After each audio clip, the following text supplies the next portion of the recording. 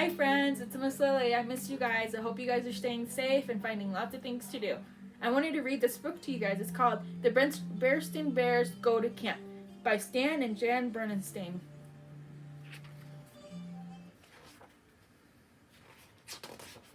It was the last day of school and the beginning of vacation. That wonderful time when little bears could sit around doing absolutely nothing. Brother Bear and Sister Bear shouted goodbye to Teacher Jane and hopped onto the bus for the happy trip home. Well, asked Mama Bear after a day or so of vacation, are you enjoying sitting around doing nothing? It's great, said Sister. Absolutely, said Brother. There's just one trouble with it, added Sister.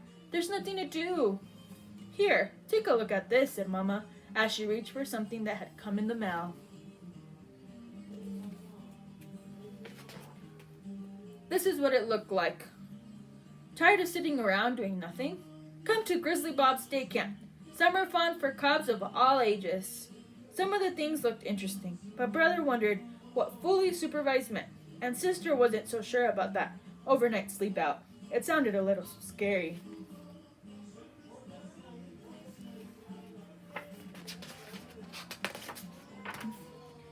Where is this camp? Asked Sister. Not far, answered Mama. How will we get there? Brother wanted to know. A bus comes for you in the morning and brings you home in the afternoon. Sounds a little like school, said Brother. Well, think about it, said the cubs, and went back to doing nothing. Well, not exactly nothing. They picked a few wildflowers, chased a few butterflies, turned over a few rocks, and thought about it. Mama, could we try Grizzly Bob's day camp just to see if we like it? They asked. Of course, said Mama.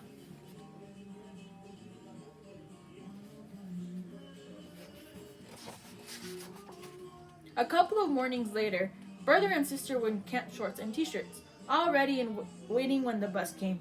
It didn't look much like the school bus, and Grizzly Bob didn't look much like Teacher Jane, and the camp didn't look anything like school.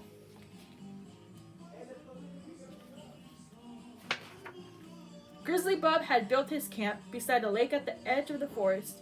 There were log buildings, a flagpole flying the camp flag, a big bulletin board with the camp rules. There certainly were a lot of rules, some interesting paths, a rope in place to swim. There was even a big red canoe.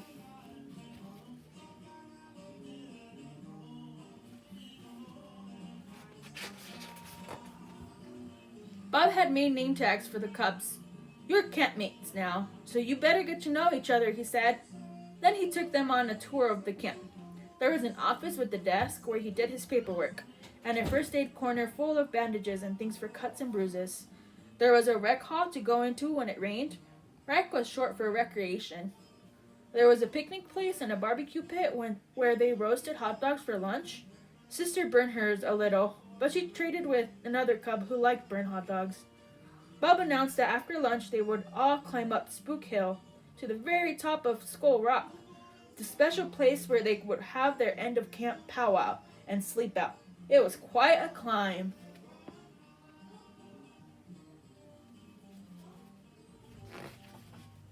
That evening, Mama and Papa Bear were eager to know how the cubs liked camp. It was okay, said Brother, but they sure have a lot of rules. It was all right, agreed Sister. They sure have plenty of bandages and stingy stuff for cuts. But what they were both thinking about was Skull Rock at the end of camp sleep out, especially Sister.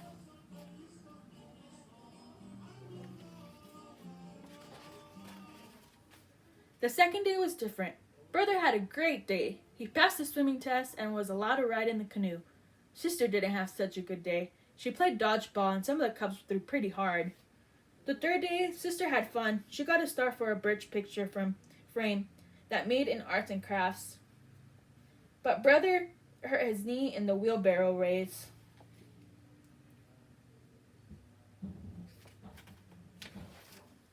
The fourth day, both of them had fun. And every day after that, so much fun that they forgot about Skull Rock and the sleep out. Almost.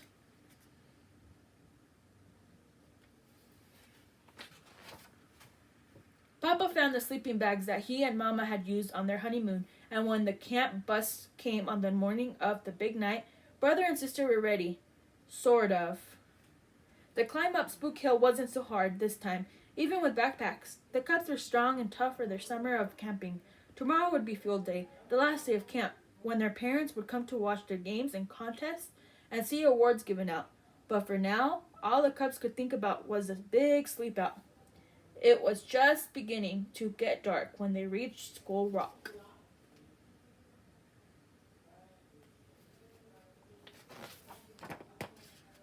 Grizzly Bob built a campfire. Then he went into a small cave. When he came out, he was dressed in a beautiful Indian costume. Then the Cubs sat in a semicircle and the powwow began.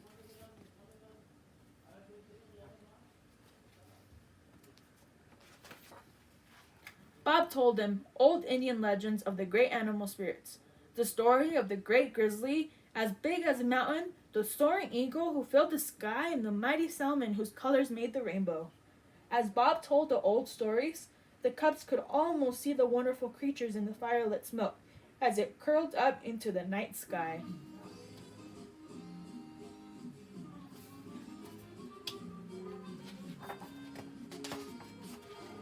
After the powwow, they had cocoa and honey bread. Then they curled up in their sleeping bags, and soon they were all fast asleep, even sister. The next day, brother and sister did very well in the field day games and contests. Brother won a trophy for finishing second in the dash, and sister got medals for the dead bear's float and for her bed belt. It was almost the end of summer. School would be starting in a couple weeks. Well, asked Papa, how did you like camp? It was great, said brother, hugging his trophy.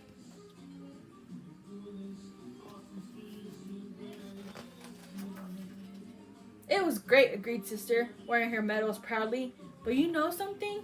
After Grizzly's Bob's day camp, school will be like a vacation. The end. Thank you guys. I hope you guys stay safe, and I hope I get to see you guys soon. Bye.